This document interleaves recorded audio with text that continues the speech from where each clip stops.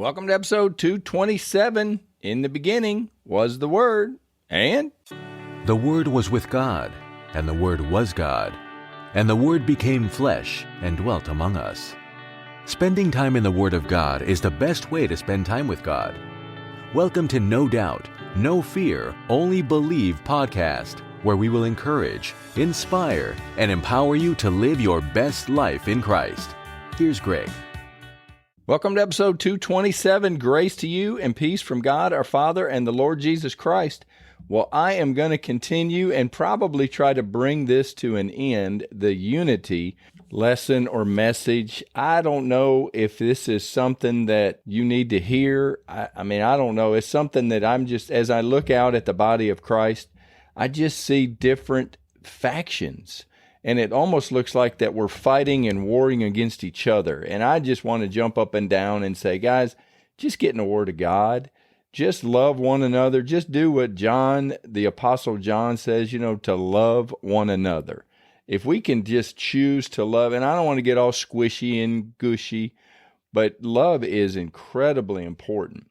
Let's read what 1 Peter says, 1 Peter 4:8, and above all things, have fervent love for one another, for love will cover a multitude of sins. And the word fervent, the only other time that word was used in the New Testament was in Acts 12:5, and this also included Peter. But this was when they were praying for Peter, and it says Peter is Acts 12:5, Peter therefore was kept in prison, but prayer was made without ceasing of the church unto God for him. And that fervent is without ceasing. It's translated without ceasing. So if you want to take a twist on fervent prayer, because how many people ever really use that word? And in fact, in the New Testament, that word was really only used twice. Above all things, have fervent love. Let's just call it without ceasing. And where Peter says, and above all things, have unceasing, without ceasing love for one another. For love will cover a multitude of sins. And the next verse I want to go to is 1 John 4:15.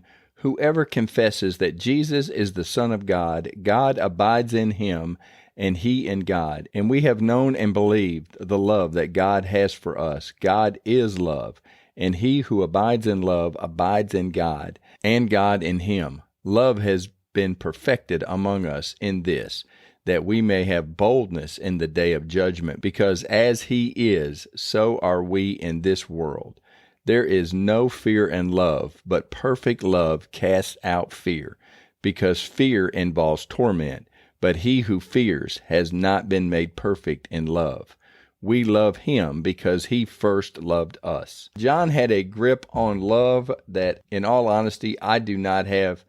And I would argue that probably not many people have the understanding that John had on love. But this is something that I think the church, we need to just embrace, that we need to get the love of God inside of us and outside of us and for everybody that we come in contact with. And I know it's difficult. I struggle with this probably more than you do, because I am constantly activated when someone pulls out in front of me or does something stupid in a parking lot. And I know I talk mostly about my vehicle, but I drive a lot. It's a real thing. And I know that you and I are probably similar but different, and you probably have struggles when you look at, because we're looking with our eyes and we react with our body. But spiritually, the love of God is what is going to change the world. The love of God, for God so loved the world that he gave his only begotten Son. God is love, and God is a giver. And I want to go to the scripture that I memorized, but I'm going to read it because I don't want to miss anything. And it's in 1 Corinthians 13. It's the love chapter. And I'm going to start, I memorized 1 Corinthians 13, 4 through 8. But I want to start at 1 Corinthians 13:1. Though I speak with the tongues of men and of angels, but have not love, I have become a sounding brass or clanging cymbal. And though I have the gift of prophecy and understand all mysteries and all knowledge, and though I have all faith so that I could remove mountains, but have not love, I am nothing. and though I bestow all my goods to feed the poor, and though I give my body to be burned, but have not love, it profits me nothing. Love suffers long and is kind. Love does not envy. Love does not parade itself. It is not puffed up, does not behave rudely, does not seek his own, is not provoked, thinks no evil, does not rejoice in iniquity, but rejoices in the truth, bears all things, believes all things, hopes all things, endures all things. Love never fails. So the rest of the time together today, I just want you to think about how you can be more like God with your love one to another. Next, I want to go to the Gospel of John, chapter 13, and starting in verse 31. So when he had gone out, Jesus said, "Now the Son of Man is glorified, and God is glorified in him. If God is glorified in him, God will also glorify him in himself, and glorify him immediately. Little children, I shall be with you a little while longer. You will seek me, and as I said to the Jews, where I am going, you cannot come. So now I say to you, a new commandment I give to you, that you love one another as I have loved you, that you also love one another. By this shall all men know that you are my disciples, if you have love one to another." Now, I know that's a lot of scripture reading, and I know if you're anything like me, this may be a little bit of a struggle. To be honest, this one is a little bit of a struggle. I really didn't want to talk about this because I don't have a real deep grasp. I mean, I do love people, and I try really hard not to be hateful or to be condemning, and I really try to be, but I'm human, and when I start acting in my humanity, it is very easy to fall into a non-love posture. It just is. I know I probably shouldn't be that way, but I am that way. As I read, as I spend time with God, and as I read the Word, and as I talk to the Holy Spirit, it's a whole lot easier to love His people the more time I spend with God. And it's just as simple as that. And I believe part of the reason, and here's my soapbox moment, I just believe that we as the church are not in love with the Word of God. We do not spend enough time in the Bible. We do not spend enough time with God Himself or His Holy Spirit.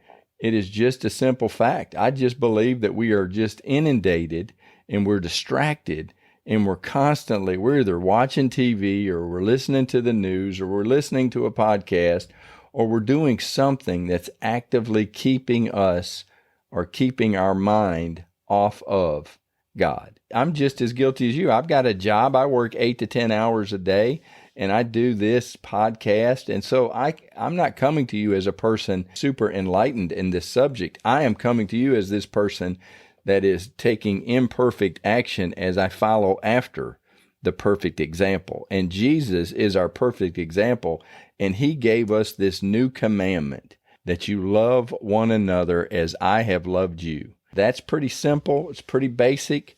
It's a new commandment that you just love people. Love God and love people. And I think I've talked about that multiple times, but if not, we'll talk about it right now. When I was going through college, I was not the most dedicated college student. I didn't even really honestly know why I was there. I was trying to get a degree because that's what my parents wanted me to do. So I did it, and I'm glad I did. But what I found when I was in college, I was always looking for a shortcut. I was always looking for, back then we had Cliff Notes. I don't even know if that's a thing anymore. You had to read a book, but there was also a small book. If War and Peace was 875 pages, the Cliff Notes was maybe 70 pages. And I would always go for the Cliff Notes. I was always looking for the summary. If you want to summarize the whole Old Testament, I think Jesus did a wonderful job of that. Imagine that. Jesus was asked a question by a lawyer, I guess a Pharisee, or in the Bible times there were Pharisees and Sadducees, but this Pharisee, which is a lawyer, asked him a question. You pick this up in Matthew 22:35. Then one of them, a lawyer, asked him a question, testing him and saying, "Teacher, which is the great commandment in the law?" Jesus said to him, "You shall love the Lord your God with all your heart, with all your soul, and with all your mind. This is the first and great commandment, And the second is like it. You shall love your neighbor as yourself. On these two commandments hang all the law and the prophets. Now, I just want you to think about that in 4 verses, Matthew 22, 37 through 40. And I know they weren't numbered when it was written, but for us, there's 4 verses and hang all the law and the prophets. Now, that is pretty big deal. That is the Old Testament hanging on these 4 verses. And it's actually, to be honest, it's 3 verses, because verse 40, on these 2 commandments hang all the law and the prophets. That was just a summary. So on 3 verses hang the whole Old Testament. I'm going to cliff note that. It's love God and love people. If we can learn to love God and love His people, I think everything else is just going to work its way out. And that is my unity message. I'm going to end the unity lesson. We need to have the kind of love that God wants us to have one to another. And I'm not talking about just some kind of phony plastic banana kind of love. I'm talking about truly looking at people like they are part of God. If you want to do something for God, you need to do something for His people.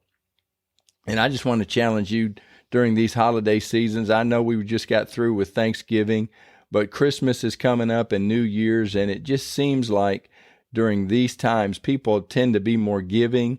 They tend to be more loving. And if you can concentrate on the love of God and concentrate on loving your family and loving your friends, and then loving the people that you come in contact with, who God puts you in contact with, maybe just randomly, but just try to have a little more consciousness of the love one to another. I'm kind of rambling. I could go on another tangent and chase another rabbit, but let's pray. God, I thank you so much for your word. God, I thank you, Jesus, for coming and living a life that I could not live and dying a death that I should have died.